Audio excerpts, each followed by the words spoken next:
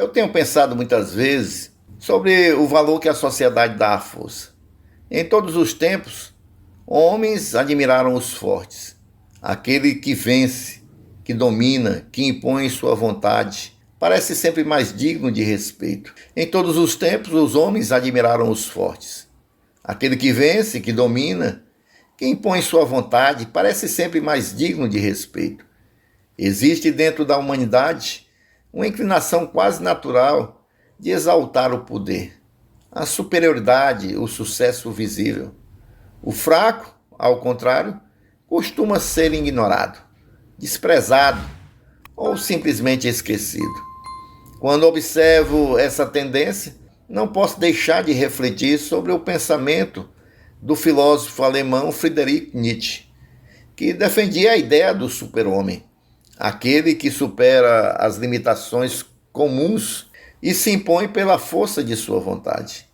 Em sua visão, os fortes deveriam prevalecer sobre os fracos, pois a vida seria uma espécie de seleção natural, onde apenas os mais vigorosos mereciam permanecer.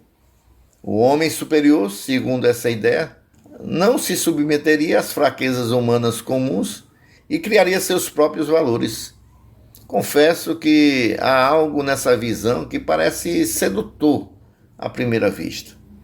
A ideia de superação, de crescimento e de vitória sobre as limitações pode parecer nobre. Todos nós desejamos ser melhores do que nós somos hoje. Todos nós queremos vencer nossas fraquezas. No entanto, quando esse pensamento é levado às últimas consequências, ele se torna profundamente desumano. Se a humanidade tivesse realmente seguido esse caminho, quantas riquezas teríamos perdido? Penso, por exemplo, em Abraham Lincoln. Houve um tempo em que ele não era considerado um homem forte. Pelo contrário, sua vida foi marcada por fracassos, dificuldades financeiras e derrotas políticas. Antes de se tornar presidente dos Estados Unidos, Lincoln perdeu eleições, enfrentou crises profundas e conviveu com dores pessoais que teriam destruído muitos homens. Aos olhos de uma sociedade que valoriza apenas os vencedores imediatos, ele poderia ter sido considerado um fracasso definitivo. Se o critério fosse apenas a força visível, Lincoln talvez tivesse sido descartado como alguém incapaz. No entanto, aquele homem aparentemente frágil carregava dentro de si uma grandeza invisível. Foi justamente aquele homem que conduziu uma nação em meio à guerra civil e lutou pela abolição da escravidão. A história mostrou que sua fraqueza aparente escondia uma força moral extraordinária. Também penso em Beethoven. Quando jovem, ele não parecia destinado à grandeza. Sua vida foi cheia de dificuldades, conflitos e sofrimentos. Mas o que torna a sua história ainda mais impressionante é o fato de que ele perdeu gradualmente a audição, justamente sendo músico. Para qualquer observador prático, aquilo era o fim. Um músico surdo parecia algo absurdo, uma impossibilidade completa. Se o mundo tivesse adotado a lógica fria da seleção do mais forte, Beethoven teria sido considerado inútil. Um músico que não ouve seria facilmente descartado como alguém que não serve mais para nada. Mas foi exatamente quando sua fraqueza se tornou mais evidente que sua grandeza floresceu com mais intensidade. Muitas de suas maiores obras nasceram quando ele já não podia ouvir os próprios sons que criava. Aquilo que parecia ser o fim tornou-se o caminho para uma beleza que atravessaria séculos. Isso me leva a pensar que a verdadeira força não é aquela que aparece primeiro. Existe uma força silenciosa que cresce dentro das limitações. Existe uma grandeza que nasce justamente da fragilidade. Talvez o maior problema do pensamento que valoriza apenas os fortes seja a sua incapacidade de enxergar o tempo. O fraco de hoje pode ser o forte de amanhã. A semente parece pequena e insignificante, mas dentro dela existe uma árvore inteira esperando a oportunidade de crescer. A fé cristã me ensinou a olhar o mundo por esse prisma diferente. Quando leio as Escrituras, percebo que Deus frequentemente escolhe os improváveis. Aqueles que o mundo despreza muitas vezes são os mesmos que Deus levanta. Davi era apenas um pastor de ovelhas quando foi escolhido para ser rei. Moisés tinha dificuldades de fala quando foi chamado para libertar um povo. Os discípulos de Jesus eram homens simples, sem prestígio intelectual ou político. Ainda assim, foram esses homens que transformaram a história. O próprio Cristo nasceu em circunstâncias humildes. Não havia nada de grandioso em sua aparência exterior. Ele não veio como um conquistador poderoso, mas como um servo. Aos olhos humanos, sua morte na cruz parecia a derrota definitiva. No entanto, foi exatamente ali que ocorreu a maior vitória espiritual da história. Quanto mais penso nisso, mais percebo que o Evangelho é uma negação profunda da ideia de que apenas os fortes merecem existir. O cristianismo afirma que todo ser humano tem valor, independente de sua força, sucesso ou capacidade. Isso muda completamente a maneira de olhar as pessoas. A sociedade moderna ainda conserva, de forma disfarçada, a mesma mentalidade de selecionar os mais fortes. Apenas mudou a forma de medir a força.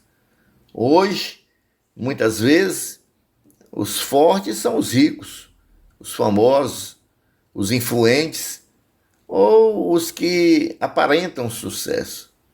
Quem não alcança esses padrões corre o risco de ser considerado irrelevante. Mas quantas histórias preciosas existem escondidas entre pessoas simples e desconhecidas. Existem mães que nunca apareceram nos livros de história, mas que formaram homens e mulheres de caráter.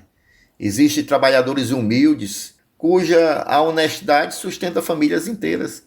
Existem pessoas silenciosas que vivem fazendo o bem sem nunca receber reconhecimento. Se olharmos apenas com os olhos da eficiência e da produtividade, muitos desses seriam considerados insignificantes. No entanto, diante de Deus, a grandeza não é medida pelos aplausos humanos. Eu acredito que uma sociedade que valoriza apenas os fortes se torna inevitavelmente cruel, porque mais cedo ou mais tarde, alguém será considerado fraco demais para continuar. E quando esse ponto é alcançado, a dignidade humana começa a ser ameaçada. A história já mostrou o perigo desse tipo de pensamento. Ideias que exaltam apenas a força frequentemente terminam em desprezo pelos vulneráveis. Quando isso acontece, o ser humano deixa de ser visto, passa a ser visto como recurso ou obstáculo. A fé cristã oferece um caminho diferente. Ela não glorifica a fraqueza em si, mas revela que Deus pode transformar a fraqueza em instrumento de graça. O apóstolo Paulo escreveu que o poder de Deus se aperfeiçoa na fraqueza. Essa afirmação parece absurda para a lógica comum, mas carrega uma profunda verdade espiritual. Talvez o maior erro seja pensar que existem pessoas descartáveis. Quando olho para a história de Lincoln, Beethoven, vejo provas vivas de que aquilo que parece pequeno pode se tornar imenso. Vejo também um lembrete de que o valor humano não pode ser medido apenas pelos padrões imediatos. Cada pessoa carrega dentro de si possibilidades invisíveis. Talvez o homem silencioso que passa despercebido nas ruas tenha dentro de si uma história de coragem que ninguém conhece. Talvez o jovem inseguro que hoje parece perdido esteja apenas começando uma jornada que ainda vai surpreender a muitos. A vida é cheia de começos disfarçados de fraqueza. Eu aprendi a desconfiar das aparências de força e a respeitar aparências de fragilidade. Porque muitas vezes aquilo que parece sólido pode ruir rapidamente, enquanto aquilo que parece frágil pode permanecer por gerações. Se a humanidade tivesse seguido rigidamente a lógica do super-homem, talvez tivéssemos eliminado muito daqueles que deram sentido à nossa história.